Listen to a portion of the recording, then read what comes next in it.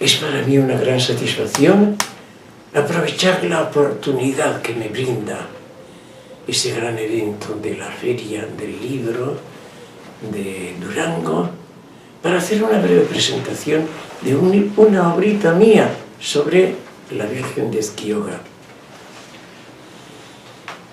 No es tan fácil hacer una presentación de Esquioga en términos positivos.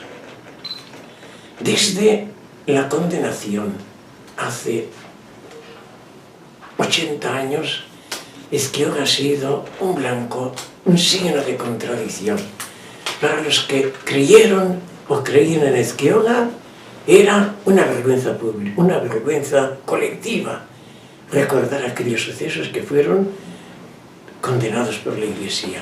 Y para los que se regocijaron de la condenación, durante todos estos años no se ha hecho sino repetir los mismos lugares comunes de condenación, de falsas informaciones, calumnias, de modo que al final Esquioga es, en la historia de las apariciones, uno de los temas más difíciles de centrar en su verdadera dimensión.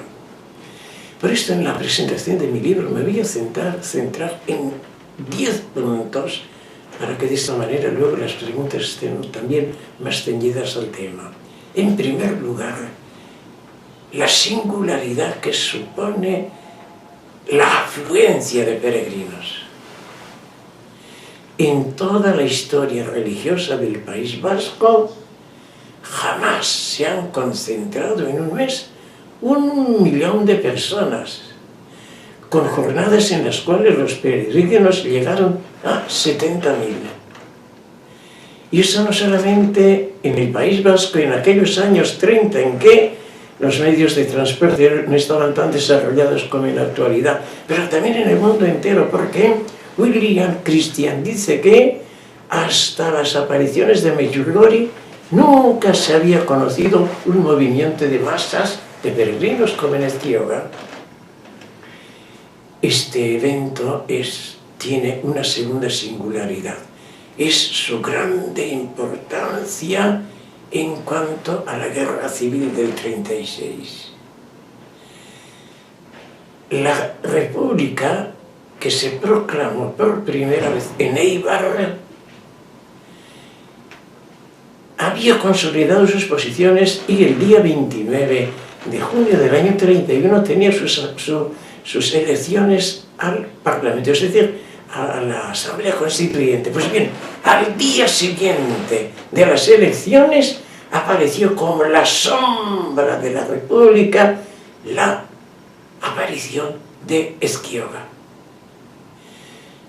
La gente católica de España, que estaba desconcertada por el triunfo de izquierdas del 14 de abril, en esta aparición vieron una señal del cielo contra la República.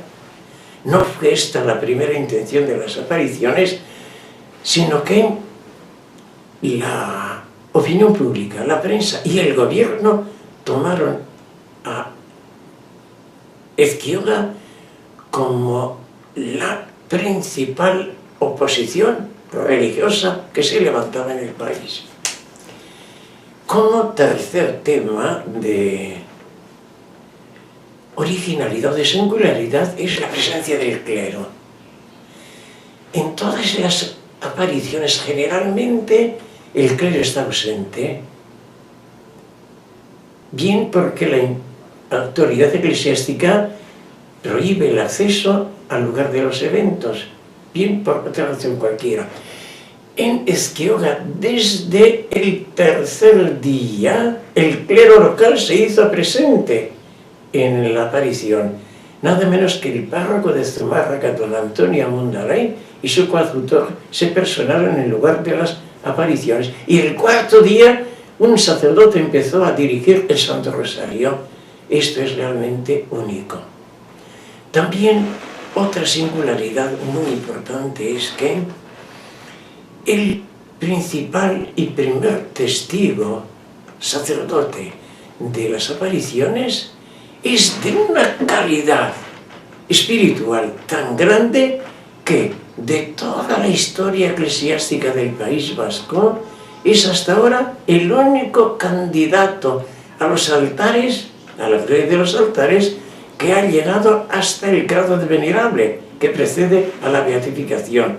Amundarén es un caso único en las apariciones. Otra singularidad de Ezquioga es el caso de las apariciones de la Virgen en zonas particularmente sensibles a la autonomía administrativa.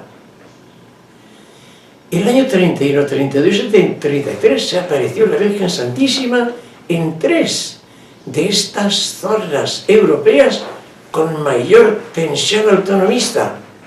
El año 1931 en Ezquioga, el año 1932 en Flandes, en la zona flamenca de Bourgogne, y el año 1933 en la zona valona de Bélgica. De esas 3 zonas con sensibilidad autonómica muy fuerte, Ezquioga fue la primera. Otra singularidad importante es que Ezquioga es el único caso en la historia eclesiástica del País Vasco en que ha intervenido la suprema autoridad doctrinal de la Iglesia Católica, el Santo Oficio. El Santo Oficio ha intervenido directamente en el caso de Ezquioga con una sentencia. Esto no ha sucedido nunca en la historia del País Vasco. Hay otro fenómeno muy singular y es el siguiente. La resurrección de Ezquioga, la rehabilitación de Ezquioga. En estos 80 años, como he dicho, ha dominado más bien el silencio, la vergüenza colectiva, hasta que a los 50 años de las apariciones, el año 1982, un no español, un no vasco, un no católico, decide en 1982 dedicar plenamente sus actividades a aclarar el misterio de Ezquioga con una obra monumental que realmente es una rehabilitación, más bien una resurrección. Es la aparición de este libro la que señala una nueva etapa de luz y de actualidad singular en el caso de Ezquioga.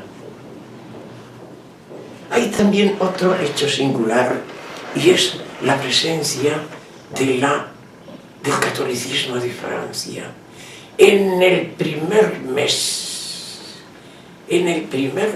de las apariciones se presentó un católico francés, escritor, periodista, pero también historiador, el cual recibió un gran impacto y escribió un famoso artículo que es hasta ahora el trabajo más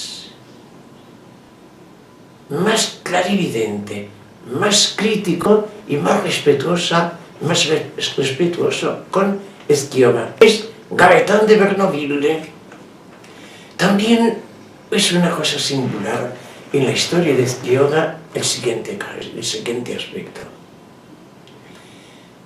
Después de las condenaciones del año 1933 y 1934, hubo en San Sebastián, que es la diócesis nueva que surgió después de la guerra en el País Vasco, un obispo catalán, el Monseñor Fontandeu, fue el que levantó la prohibición de que los videntes pudieran volver al lugar de sus apariciones. Esto es un precedente de lo que estos últimos años va siendo ya como un hecho llamativo.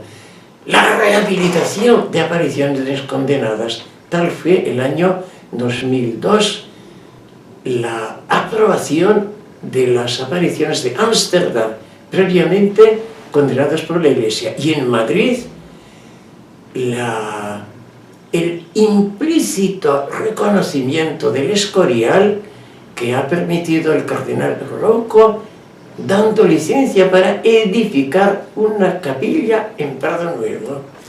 Estas son singularidades de gran importancia que otorgan al hecho de Ezquiola, sobre todo en el marco de esta feria, un interés, una grande actualidad que debe estimular sobre todo a los historiadores de profesión a profundizar en.